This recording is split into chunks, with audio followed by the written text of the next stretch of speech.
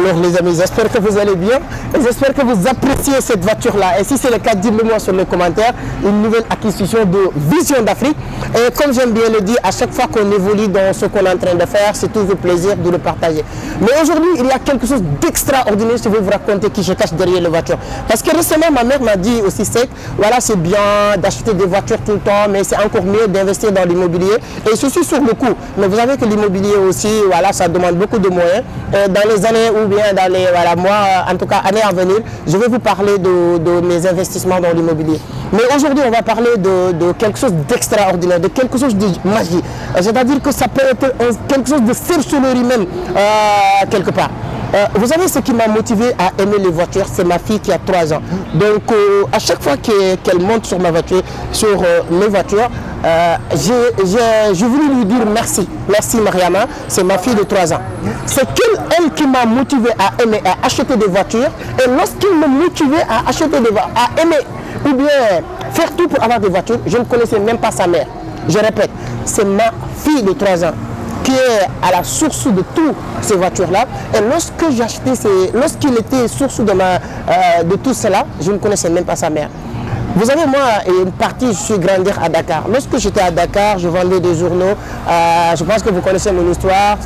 À Dakar, dans une grande carrefour Casbah, je vendais des journaux, je vendais des sachets plastiques. Mais à ce moment-là, Dakar, c'est un capital très attractif. Donc, il y a beaucoup de choses qui bougent. Il y a un moment donné, à chaque fois que j'étais dans ces carrefours-là, je voyais des jeunes hommes, des grands hommes avec leurs enfants dans leur voiture. Donc il y a un moment donné, ça me faisait penser à beaucoup de choses, souvent même aller cacher quelque part et en train de pleurer. Pourquoi? Parce que je n'ai jamais eu l'occasion ou la chance de monter dans une voiture qui appartenait à quelqu'un que je connais. Je ne parle même pas de mon père ni de ma mère. Mais monter dans une voiture qui appartient à quelqu'un que je connais, je n'ai jamais eu la chance de faire ça. Et je voyais le bonheur et le plaisir que les enfants qui sont dans la voiture de leur papa, voilà. Donc souvent je me suis dit que moi, je n'ai pas eu la chance de vivre. C'est comme si que j'ai l'impression que je suis en punition.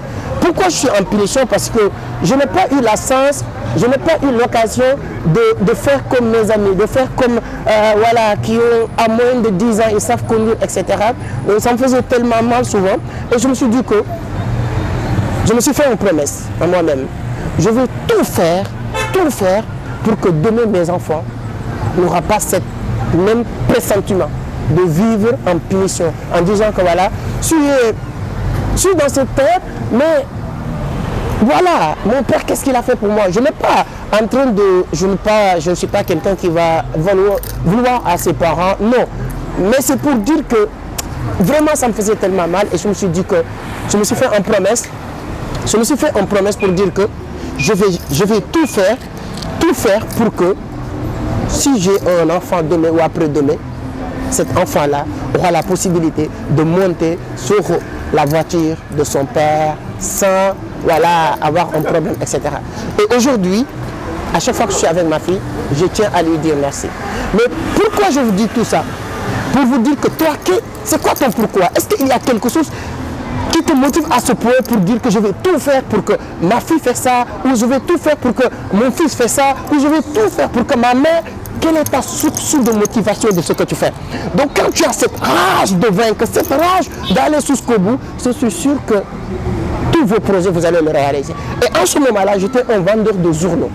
En ce moment-là, j'étais un simple vendeur de journaux. Je faisais que vendre des journaux dans les rues de Dakar. J'ai gagné 1200 francs. Mais je me suis dit que si j'ai un enfant demain, il faut que je fasse tout pour que mon fils ou ma fille avoir la possibilité de monter sur la voiture de son père, aller à l'école. Monter sur la voiture de son père, aller se balader. Monter sur la voiture de son père, c'est pourquoi là où j'ai eu l'amour des belles bagnoles. Et je pense que vous appréciez cette voiture-là. Aujourd'hui, vous savez que voilà, on a 2-3 voitures ici au niveau de Vision d'Afrique. Je ne vais pas mobiliser les voitures. Non. On ne va pas acheter des voitures pour les mobiliser. Il n'a pas de sens.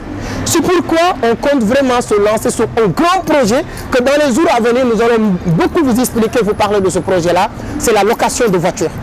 Donc toute personne, peu importe, les amis qui viennent de la France, Canada, États-Unis, Maroc, tous les jours. Vous savez qu'aujourd'hui, le nouveau aéroport de Dakar, aéroport international Blaise Diagne, est trop loin de Dakar. Et si vous ne connaissez pas, si vous n'avez pas de quelqu'un de solide, de quelqu'un de confiant, qui peut venir vous chercher à l'aéroport, qui peut venir, c'est-à-dire qu'avec la localisation actuellement, travailler avec les nouveaux outils de la technologie, souvent il y a beaucoup de personnes qui perdent leur bagage, etc. Vous le savez, 7 mois pratiquement je voyage, mais avant d'arriver dans un pays, j'appelle pour les gens à venir me chercher à l'aéroport, etc. Si c'est votre cas, vous voulez venir au Sénégal. Vous savez qu'aujourd'hui, le Sénégal, je ne dirais pas que c'est Eldorado, mais c'est un pays ou une capitale qui est vraiment qui bouge en vitesse. Abidjan, Dakar, vraiment, c'est l'Eldorado du business Afrique francophone. Vous êtes Sénégalais peut-être et vous voulez venir rentrer, vous êtes quitté en France, etc. Vous avez besoin d'une bonne voiture. Vous avez besoin d'un chauffeur professionnel qui va venir vous chercher, qui va venir vous accueillir à l'aéroport et vous déposer dans votre hôtel ou bien chez toi. Les portes de Vision d'Afrique sont grandement ouvertes, comme d'habitude.